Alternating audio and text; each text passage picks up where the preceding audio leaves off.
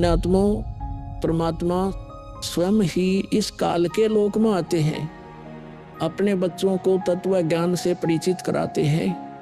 दास के अंदर उसी पूर्ण परमात्मा कबीर साहिब जी की शक्ति काम कर रही है।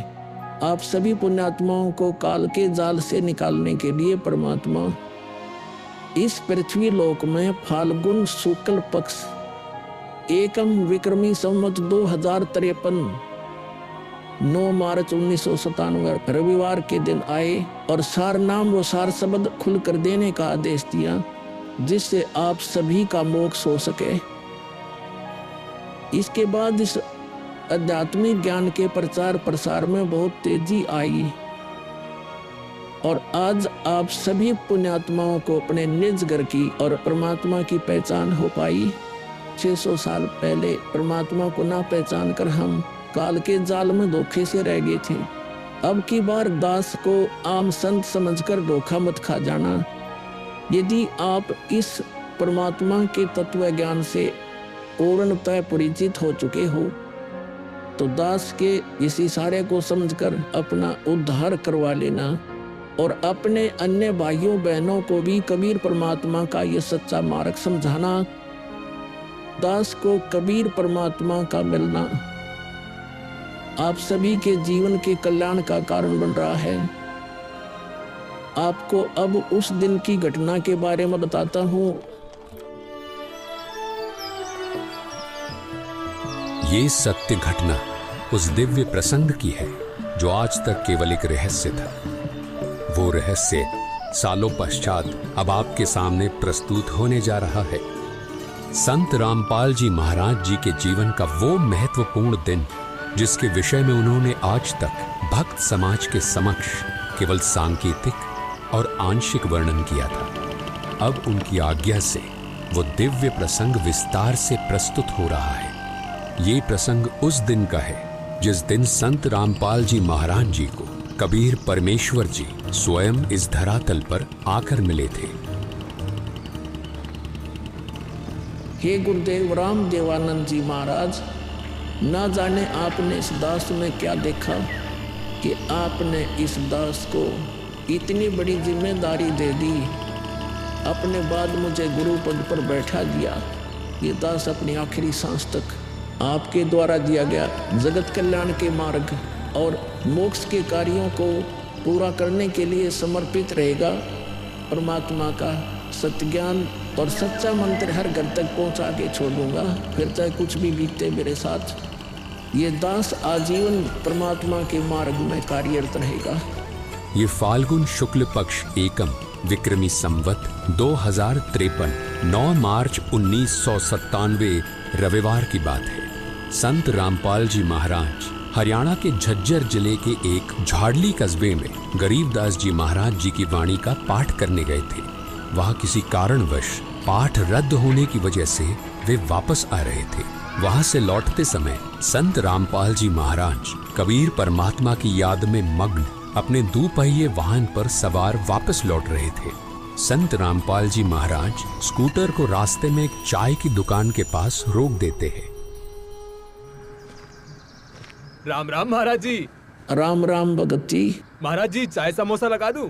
हाँ भगत जी लगा दीजिए।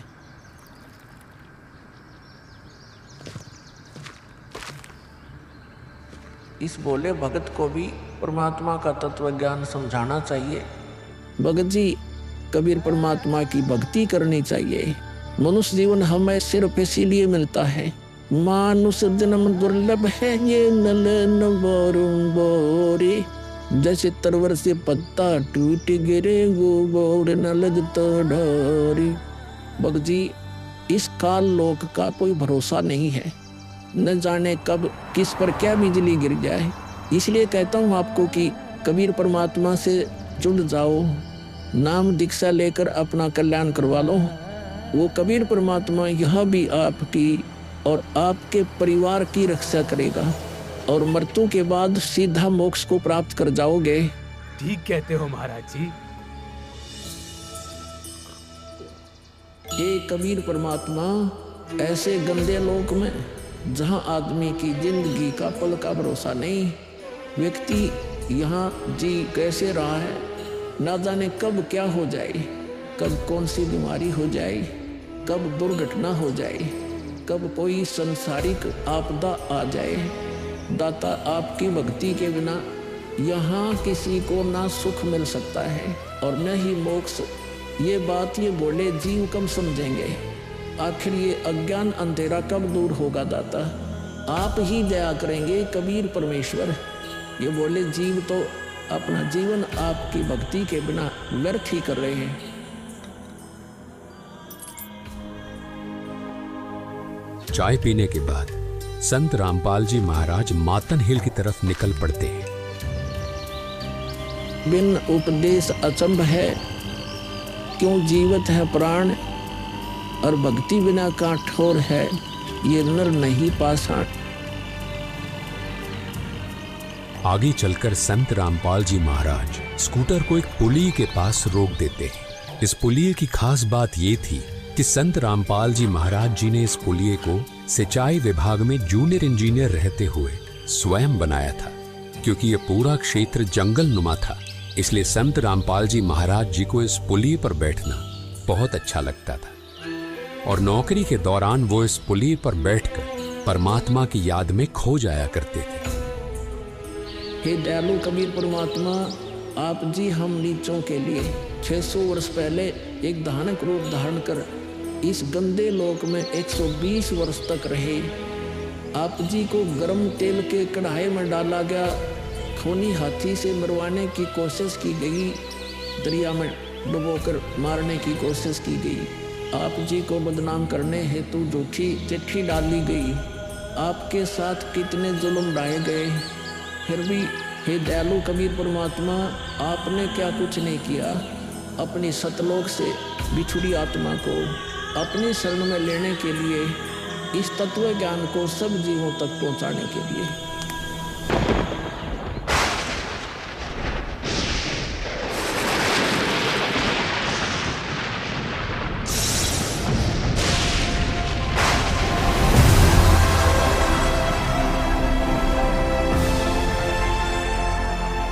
साहेब कबीर आजा आत्मा तोए पुकारती, तेरे हाथ में चाबी वो सतगुरु सतलोक द्वार की।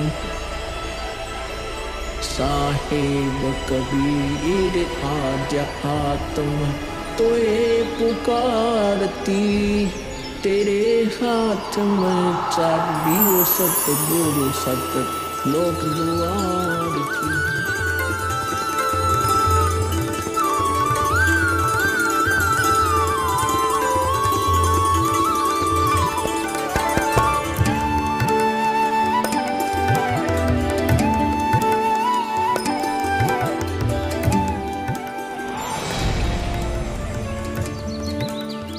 राम राम भगत जी। राम राम। आओ भगत जी बैठिए, खड़े क्यों हो? संत रामपाल जी महाराज अपने परने को पुलिया की दीवार पर बिछा देते हैं और महात्मा जी से बैठने का आग्रह करते हैं। कहाँ से आए हो बेटा, क्या करते हो? भगत जी, वैसे तो मेरा गांव धनाना है, जिला सोनीपत में पड़ता है। अब एक छोटा सा मकान बनाकर रोहतक में रहता हूँ। जूनियर इंजीनियर था, लेकिन अब नौकरी छोड़ दी है। बेटा, तेरे धनाना और रोहतक वाले घर के बारे में तो मैं अच्छी तरह से जानता हूँ और यह भी जानता हूँ कि तेरे 2 पुत्र और 2 पुत्री हैं। मैं तो यह पूछ रहा था कि इस जन्म से पहले तेरा घर कहाँ था? अरे, इन महात्मा जी को मेरे बारे में इतना कैसे पता है? महात्मा जी, जन्म से पहले हम सतलोक में थे, वही हमारा घर था। लगता है ये भगत जी राधा स्वामी पंथ के अनुयायी हैं। इनको सत्य का ज्ञान कराना चाहिए। मेरे गुरुजी स्वामी रामदेवानंद जी हैं। मेरे भगवान कबीर देव जी सृष्टि के रचनहार हैं, वही सतपुरुष है। कुछ पंथ वाले सतलोक के विषय में तो बताते हैं, लेकिन वे सतपुरुष को निराकार बताते हैं, जो कि बिल्कुल झूठ है।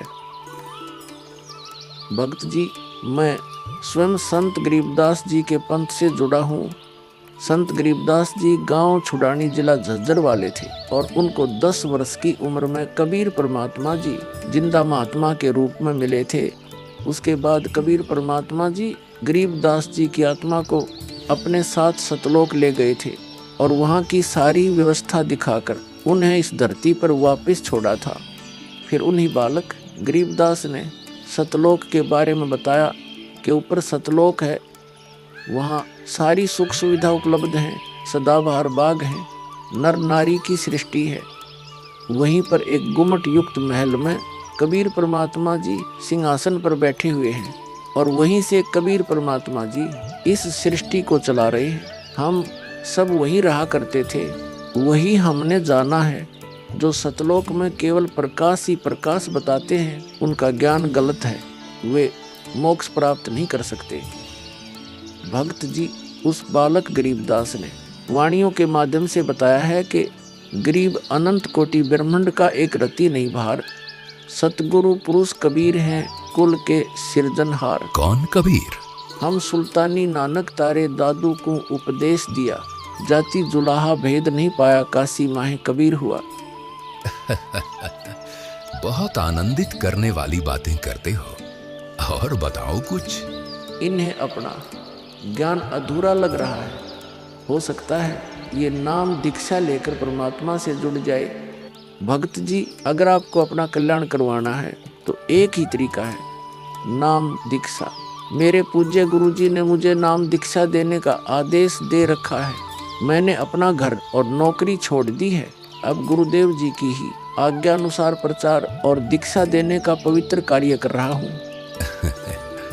बेटा, क्या तुम्हारे गुरु जी ने तुम्हें सारनाम और सार शब्द देने का भी आदेश दिया है? इन्हें कैसे पता सारनाम सार शब्द के बारे में? गुरुदेव की आज्ञा थी कि अभी सारनाम को सार्वजनिक नहीं करना है। उन्होंने कहा था कि मुझे स्वयं परमेश्वर कबीर जी मिलेंगे और वही मुझे सारनाम को सार्वजनिक करने का सही समय बताएंगे। तब तक यह सारनाम केवल विशेष विश्वास पात्र अनुयायियों तक सीमित रखना है। बेटा रामपाल, मैं ही सत्य पुरुष कबीर हूँ। अब वह समय आ गया है सारनाम और सार शब्द प्रदान करने का। वह भक्त जी, मैंने आपको बता दिया कि कबीर परमेश्वर मुझसे मिलने आएंगे, तो आप स्वयं ही कबीर परमेश्वर बन बैठे। मैंने अपने गुरु जी से पूछा था कि हे गुरुदेव, मैं कैसे पहचानूंगा जो मुझे मिलेंगे कि वे कबीर भगवान हैं? गुरु जी स्वामी राम देवानंद जी बोले, यह विश्वास करवाना व पहचान करवाना उनका काम है। तभी तो मैं बता रहा हूँ, मैं ही सत्य पुरुष कबीर हूँ। कबीर परमेश्वर जी सबको जिंदा बाबा के वेश में मिले हैं, आप तो जिंदा बाबा वाले वेश में नहीं हो। जिंदा महात्मा तो मुसलमान साधु होते हैं। मुसलमान धर्म तो अभी 1500 साल पहले ही बना है। मेरा असली वेश तो यही है जिस रूप में मैं तुम्हारे सामने खड़ा हूँ। रामपाल, तुम मेरी परम हंस आत्मा हो। जगत कल्याण के लिए मैंने ही तुझे भेजा है। अब सही समय आ गया है सार नाम और सार शब्द देने का। मैं कभी सिर पर मुकुट, कभी पगड़ी, कभी टोपी धारण कर लेता हूँ। चारों युगों में आता हूँ। सतयुग में सत सुकृत नाम से, त्रेता युग में मुनींद्र नाम से, द्वापर युग में करुणामय नाम से और कलयुग में अपने वास्तविक नाम कबीर देव यानी कबीर नाम से आता हूँ और तेरे जैसी हंस आत्माओं से मिलकर उनका भ्रम दूर करता हूँ। लेकिन अगर तुझे केवल जिंदा महात्मा के रूप में विश्वास है तो मैं तुझे अपना वो रूप भी दिखा देता हूँ। ये देख।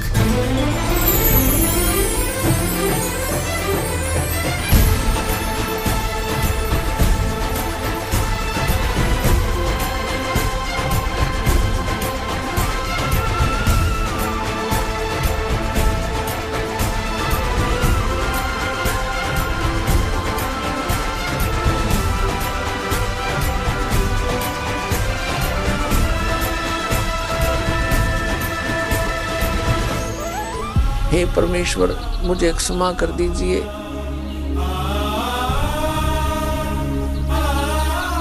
मुझसे अनजाने में गलती होगी।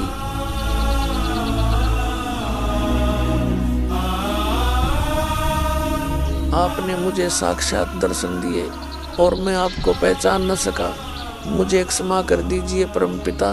बेटा रामपाल, अब वो समय आ गया है जो मैंने धर्मदास को कहा था कि कलयुग बीते 55 पांचा, तब यह वचन मेरा होगा साचा। यानी जब कलयुग 5505 वर्ष बीत जाएगा, तब मैं खुद इस धरातल पर आऊंगा और अपने बच्चों को तत्व ज्ञान समझाकर इस काल लोक से सतलोक ले जाऊंगा। बेटा रामपाल, तुम मेरी परमहंस आत्मा हो। अब इसके आगे बेटा, मैं ही तेरे रूप में सारी लीला करूंगा और यह तत्व ज्ञान अपने बच्चों को बताऊंगा, उन्हें सतलोक की राह दिखाऊंगा।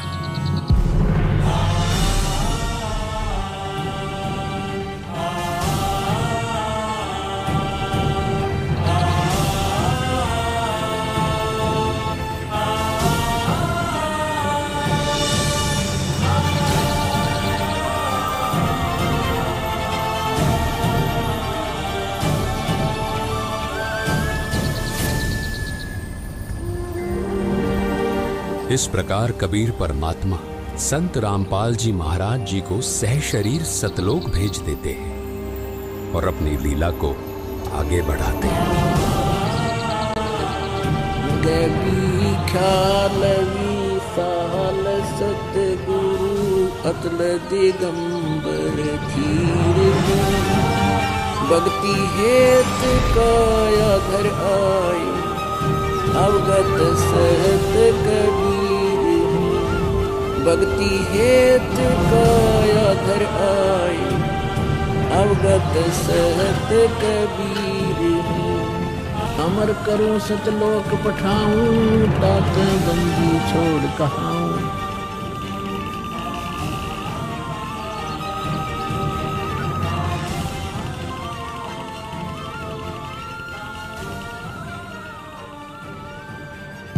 इस प्रकार कबीर परमात्मा संत रामपाल जी महाराज जी को सह शरीर सतलोक भेज देते हैं और स्वयं सर्व सृष्टि रचनहार कबीर परमात्मा संत रामपाल जी महाराज जी के रूप में संपूर्ण संसार का उद्धार करने के उद्देश्य से इस पवित्र मिशन पर निकल पड़ते हैं। संत रामपाल जी महाराज जी के रूप में कबीर परमात्मा स्वयं को छिपाए हुए हैं।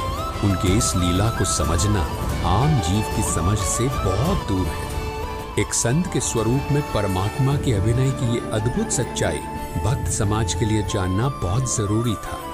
साक्षात कबीर परमात्मा के स्वरूप बंधी छोड़ सद्गुरु रामपाल जी भगवान की जय हो। अब बच्चों, ज्ञान पूरा आ चुका है और वो ठीक का समय आ गया है। गुरु पूरा, ज्ञान पूरा, भगवान पूरा, सब ही नारी नर शुद्ध तक जब ठीक का दिन आवंत, कपट चातुरी छोड़ के शरण कबीर गहंत। बच्चों, वो ठीक का दिन आ गया। चारों तरफ डंका बोल गया दाता का। कहाँ उग्र, कहाँ शूद्र हो, चाहे कोई नकम्मा डाकू लटेरा है, चाहे कोई छोटी जाति समझते हो आप, वो अरे सबकी भाव पीर परमात्मा, वो संत जो मेरा भेजा होगा, भेजा हुआ आएगा, वो सबके दुख दूर करेगा। अरे सबकी भाव पीर, सो समान समदृष्टि है समृत संत कबीर। वो एक समान समदृष्टि का है, सबको एक दृष्टि से एक समान प्यार देगा, सबको एक जैसा व्यवहार देगा, एक जैसा सच्चा नाम सतनाम सार शब्द देगा। वो समर्थ संत कबीर ही होगा। बोलो बंदी छोड़ कबीर साहब की जय हो।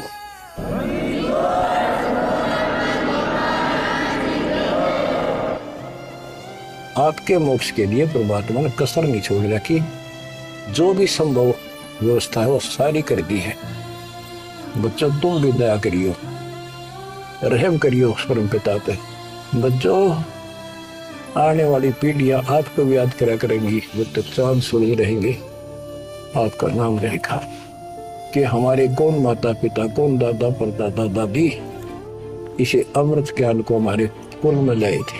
आने वाली पीढ़ियों के उद्धार के लिए तुम जिम्मेवार हो, कुर्बान हो जाओ। पहचान लो उस परम पिता को और पहचान लो अपने गुरुदेव को।